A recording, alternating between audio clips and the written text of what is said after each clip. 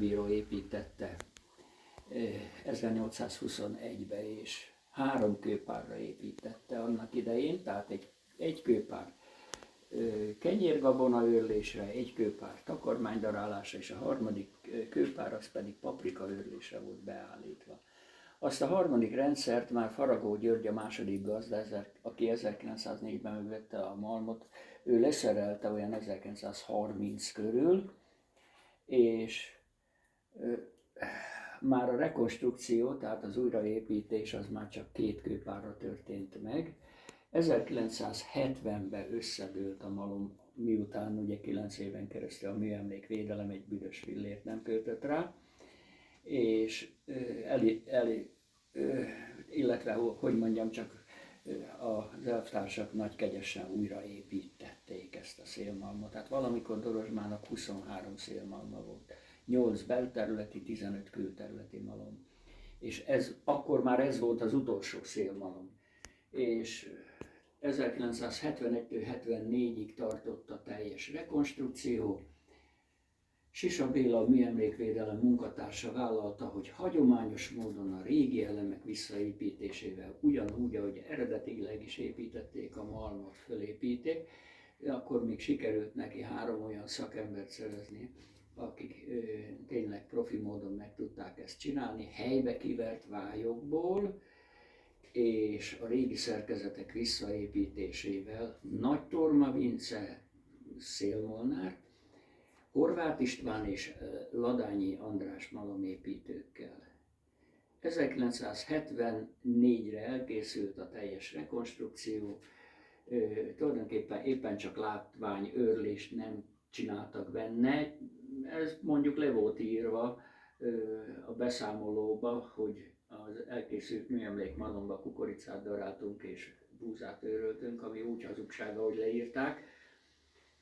Ez most derült ki, nem olyan régen egyébként, mert ugye miután jött a 200 éves évforduló, hát valamivel ittyenteni kellene, csinálni kellene egy látványőrlést, szétszedtem a rendszert, egy szemgabonát nem őröltek le ebbe az újraépítés után. Tehát utoljára Faragó György fia, Faragó Béla 1959-ben őrölt a malomba. És mi 61 év után csináltunk látványőrlést, 2 évvel ezelőtt 1,5 mázsa búzát, tavaly 2 mázsa étkezési búzát őröltünk le a Faragó napon, és az idén is tervezzük szeptember 2-án a Faragó napon. Minden meg is van hozzá. És hát ez a Faragó nap, ugye a Faragó György emlékére van, a Faragó család emlékére. A Faragó téren kakasfőző verseny van, itt meg déltől 2 óráig lesz látványőrlés. Annyi maradt egyébként ott a ládában, a lisztes ládában látható még egy kevéske kis korpás liszt, egész. Az már ki van szitálva egyébként, mert az óvodás gyerekeink nagyon szorgalmasak, annyi maradt. Mert ugye kiosztottuk a lakosságnak, itt álltak sorba, vitték, mint a cukrot, a korpás lisztet. Na, visszatérve a malomra, tulajdonképpen nem volt zökkenőmentes az utóéletese, mert 1993-tól a Kincstári Vagyonigazgatóság volt a kezelője a malomnak, akik, hát úgy mondom, hogy a kecskére rábízták a káposztát, és borzasztó rossz gazdák voltak. Úgyhogy 2005-ben majdnem megint összedőlt a malom, akkor kiprovokáltunk egy újbóli rekonstrukciót, a falat kicserélték téglára, és kívülről kapott egy légzővakolatot, tehát most már a csapódó esővíz nem tesz kárt a falazatba. Azóta már tulajdonképpen ez a 4. vitorla, ami fönt van, mert eredetileg, amit a Kincstári Vagyonigazgatóság regnálása idején csináltak, az fordított és rövid vitorla volt. Aztán azt leszereltük, utána kapott egy új vitorlát, annak az már nem volt jó gyárilag, mert az fél évig bírta. Utána pályázati pénzből,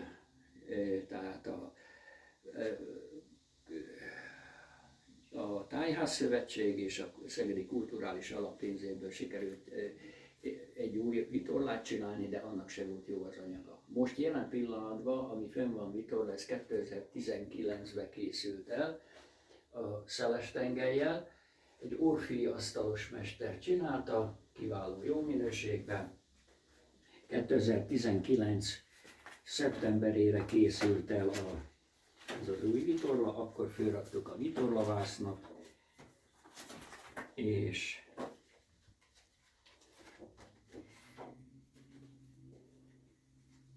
így néz ki, amikor ki van vásznalva ez a... Hát ez gyönyörű. Hát, akkor a Dorozsmának ez egy kincs. Ez egy kincs, Ugye? igen. Hát ha azt nézzük, tulajdonképpen ennyi maradt a 23 szélmalomból, mert eredetileg 1873-as malomkataszter alkalmával még 23 dorozsmai szélmalom forgott, 8 belterületi, 15 külterületi. És ugye először a nagy tiszai árvíz lefelezte a belterületi malmainkat, aztán megjöttek a gőzmalmak, a villanymeghajtású hengermalmak, illetve darálók, és nem volt ezekre szükség. Az utolsó előtti malmot a vásártérnél lévőt 1961-ben bontotta le a gazdája. Tehát ez maradt meg mutatóba, ennek viszont az a nevezetesség, hogy Dankó Pista emellett a malom mellett járkált el Szegedre. Az ő szobra van ott kint. Az ő szobra. Tehát emellett a malom mellett, mivel hogy ugye Szatymazon muzsikált az uraknak, és Szeged fősőváros cigány során lakott, és itt két malom mellett is elvezetett az útja, mikor ment Szatymazra, tehát a akkori fősőtanyára. Hát az akkori nagyuraknak, tehát Móra Ferencnek, Pósa Lajosnak, Gárdonyi Gézának, ezeknek a értelmiségi nagypolgároknak voltak ott kint nyaralóik. És ilyenkor szerették az időt ott kint múlatni, ha már jó érzik magukat, akkor kellene egy kis cigányzene is. Fölfogadták a Dankó Pistát a kis malacbandájával, és ők muzsikáltak nekik. Hát ők karolták föl tulajdonképpen, ezek az értelmiségi szegedi szerzők karolták föl a Dankó Pistát annó, és azért vitte ilyen sikerrel, mert még kottát olvasni se tudott. Úgyhogy filhallás után zenélt. Igen. Visszatérve a malomra, ez a vitorla ugye szlovén vörösfenyőből van, a szeles tengely pedig szintén a szlovén Júlia-Alpokból való 400 éves tölgyfa. A szerkezetről azt kell tudni, hogy korai építésű fölülhajtós rendszerű szélmalom, tehát 4 szintes maga a malom, az alsó szint a lisztespad, fölöttünk van a kőpad, aztán van a sebeskerékpad, és a legfelső szint a szeles kerékpadlás, a tetővel, vitorlával, és azt tudni kell, hogy az egész tető a vitorlázattal együtt 360 fokba körbeforgatható a tetején, ezzel a kóburával lehet körbeforgatni. Ez egy egyszerű csörlő, és kívülről lehet tulajdonképpen körbe csörlőzni. A kivásznalás, bevásznalás, tehát a vászonnal való foglalkozás a Molnár legény feladata volt. A vitorla az lejár a talajtól 60 centi magasságra, tehát föl lehet rámenni, mint egy tűzautó létrára, és ha kivásznalni kellett, bevásznalni kellett, a Molnár legénynek kellett megoldani. Természetesen, ha fönn volt a rácsozaton, akkor szigorúan be kellett, hogy fékezze, nem akar Don Quixote-t játszani, és miután mind a 4 vitorla vászon feszült, akkor kezdődhetett a munka, és akkor bizony a Molnár legénynek föl kellett menni a fölöttünk lévő szintre, fölcsörlőzni a gabonákat, a gabonazsákokat, azt a napi 15-20 mázsát, ez volt a körülbelül a 2 kőnek a kapacitása. Itt kézi erővel kellett bezsákolni is, tehát a kész őrlemény ezen a sipókán keresztül lefolyik ide a lisztes ládába. Ide a kisinas fölakasztja a zsákot, összekeverik ezt a korpás lisztet És azzal, bezsákolják, igen, és meregetik otthon bele. a gazdasszony úgy szitálja szét, ahogy akarja, mert ebben a malomban nincs szitaberendezés, nincs zsákföldvonó lift, nincs koptató, szelelő, Tehát teljesen eredeti nagyon állapotában. puritán. Ez annyira egyszerű, ebben minden benne van, apástól, anyástól. Ne adja Isten, még benne volt a gombafertőzés, az is benne maradt. De hát ezt ők megoldották annak idején. Igen. Egy kis jó pálinkával. Hát most meg más dolgok kerülnek a táplálékunk közé, azt hiszem, hogy... Igen, tehát ez tulajdonképpen itt egy fázisba lejött minden. Na most itt az alsó szinten kell beállítani a kövek közötti távolságot. Ez az úgynevezett lajtoló csavar a malom kövek közötti távolságot szabályozza, tehát a felső követ emeli lejjebb följebb, ez a lajtoló rendszer, tehát ez a finom beállítója. Aztán, ha változott a szélerő, erősödött vagy gyöngült a szél, ezzel a kilincsművel tudta a garatot szabályozni. A garat alatt van a csüllögő, csillegő, vagy a székely emberek tejkének hívják. Ha erősödött a szél, nyitott a tejkén, ha gyöngült a szél, zárt rajta. Úgyhogy gyakorlatilag ez meg az adagolója. Ilyen egyszerű. Mehetünk föl. Jó. Magamhoz veszem közben a kis dolgaimat.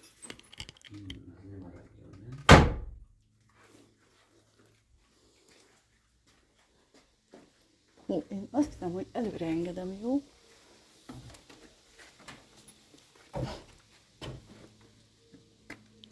Felmegyek, és mindjárt jövök, csak megfogod. Aha.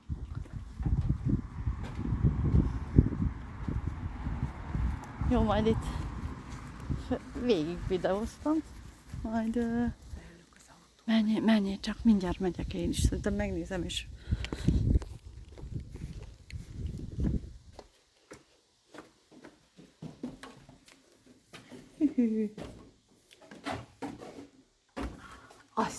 Hogy mik vannak itt.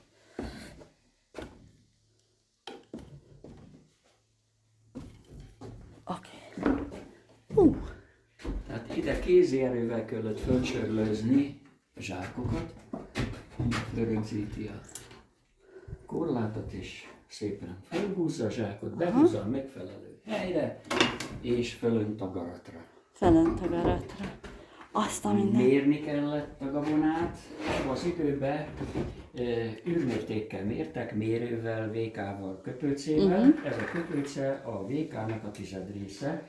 A VK-s edény itt van a falnál, Igen. a pozsonyi mérőnek a VK-ja. Számolta, mert 11% volt a vámtarifa, tehát a hozott gabona 11%-a volt a Molnár fizetsége. Fölöntött a garatra, beállította a kisgarat gőrészszögét, a tejkét, vagy csillegőt, és ennek a csillegőnek, vagy csüllögőnek a lyukján keresztül folyik be a gabona a kőnek a közepébe, és ez menet közben ez így mozog. Aha. A kőnek az őrlőfelülete domború, enyhén domború, és ilyen íves rónák, mélyedések vannak belevésve, hogy a beömlő gabona mindig kifelé tartson alóla. Ennek a kőpárnak mind a két köve riolit tufa, vulkáni kiömlési kőzet. És mint kőzetfajta nagyon alkalmas, nagyon jó malomkőnek, tehát őrlésre alkalmas. Egyetlen egy szépséghibája van, hogy olyan, mint a jó megkelesztett kenyér, likacsos szemszerkezetű, és a kő egyik oldala nehezebb lehet a másik oldalánál, tehát 30-40 kilós, nem egyenletes. 30-40 kilós súlyeltérés lehet, ami tulajdonképpen a kőnek a remegését okozza, mert itt már a vitorla forgásának a 8-szoros sebességével forog a rendszer. Ennél egy ilyen alapremegés van, és ezzel csak takarmánydarát tudtak készíteni, tehát nagyszemű, durva őrleményt tudtak vele készíteni. Állatoknak az tökéletes. Erre találták ki tulajdonképpen a francia rakott követ, ugyanilyen köveket szegmensekből összeragasztottak, kiöntötték a felületet misumgal, és lyukakat hagytak benne. Ez a másik kőpár, felső köve francia rakott kő. Ezzel finom lisztet lehet készíteni. Igen, ez már teljesen másképp néz ki. Igen. Ha szükség volt rá, akkor rostát használtak a tisztításhoz. Ha látta a molnár legény, hogy esetleg szemét van a zsákba, tehát a gabona között, akkor rostán keresztül öntötte föl. Itt tisztázzuk ugye a kisgyerekekkel, az óvodásokkal, kisiskolásokkal, hogy mi a szita meg a rosta közti különbség, meg van az a kis gyerekdalocska, amiben a tarka macskák egyik szitál, igen, a másik emlékszem rostán. én Most is. mi a szita meg a rosta közti különbség, mert nem azonos a funkciója. És a kővágás. Hát a kővágás az azt jelenti, hogy a malomkőnek az őrlőfelületét időnként újra kellett faragni, vésni, és ahhoz ezzel a kődarúval föl lehet emelni mind a két kőpárnak a felső kövét, átfordítani. A két favak azért van, hogy aláteszi, ráengedi, és kőfaragó szerszámokkal megmunkálja a felületet, csákánnyal, vésővel, szemcséző kalapáccsal, tehát ha jó belegondolunk, a molnárnak sok mindenhöz kellett érteni. Tetőfedő volt, ács, kőműves, kőfaragó, minden. Igen, elég összetett munkája volt. És látom, van még egy két szint. szint. Két szint? Igen. Húha!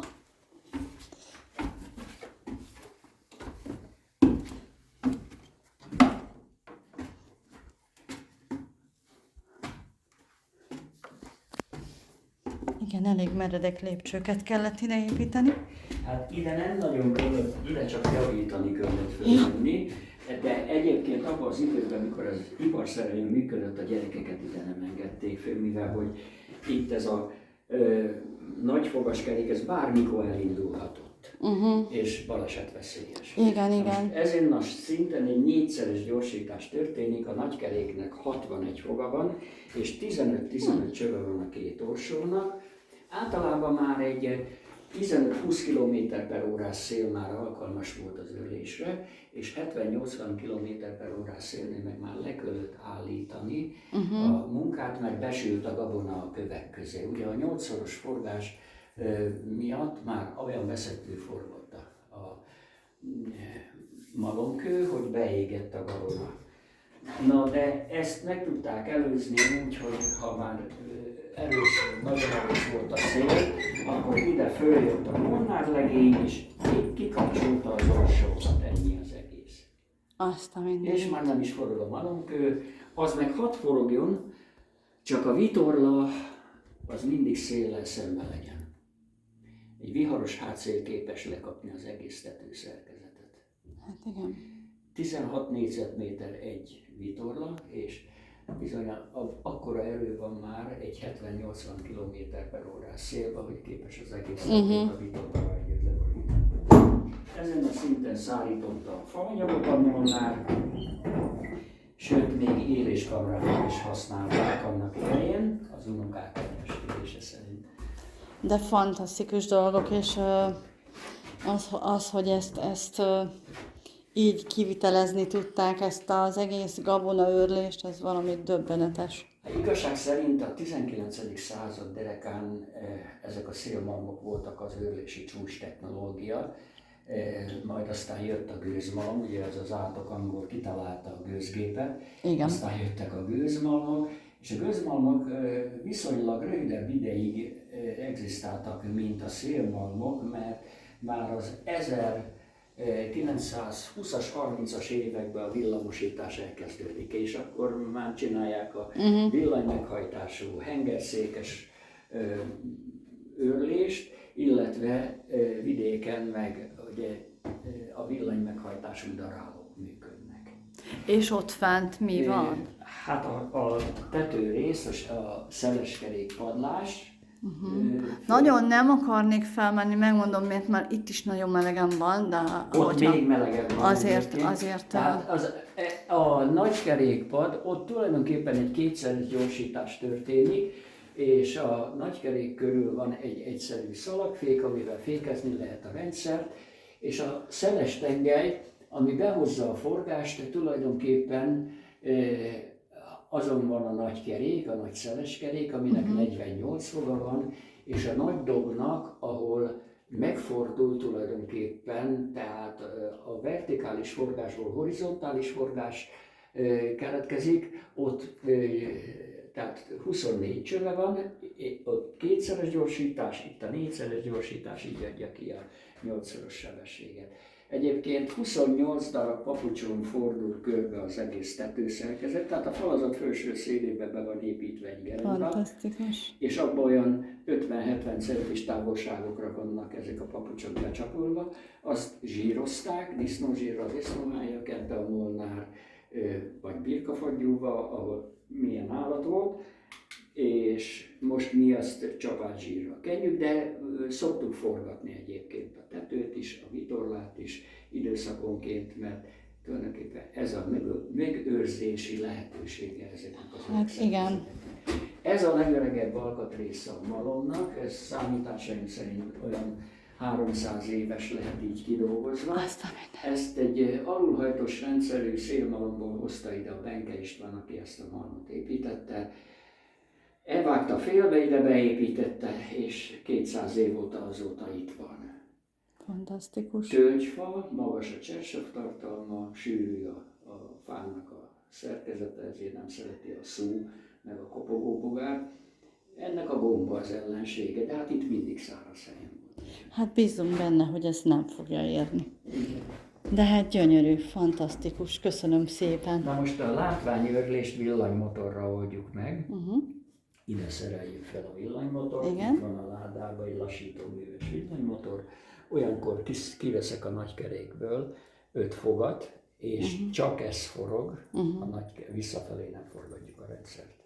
Értem. De egy ideális, tehát egy közepes szélerősséghez mért, számoltunk ki a lassítóműves villanymotornak a forgását. Döbbenetes. Hát nagyon-nagyon köszönöm.